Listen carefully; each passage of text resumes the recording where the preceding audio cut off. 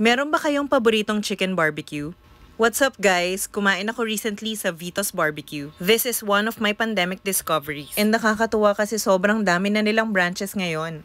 Yung branch na pinuntahan ko is here sa SM Mega Mall. Pansin ko lang sa mga branches nila ang relaxing ng vibe. Well planned lahat ng interiors pati mga utensils nila ang cute. I ordered the Java Meal B for 245 pesos. It comes with a piece of the crowd favorite boneless chicken, Java rice, achara, barbecue sauce, or spiced vinegar. I love chicken barbecue and for me, Vito's is one of the best. Kuhang-kuha niya yung Pinoy barbecue taste na hinahanap ko, which is sweet and savory. Juicy and tender yung chicken nila, sobrang daling kainin. For me, mas bagay na sausawan yung spiced vinegar than the barbecue sauce kasi matamis na yung chicken.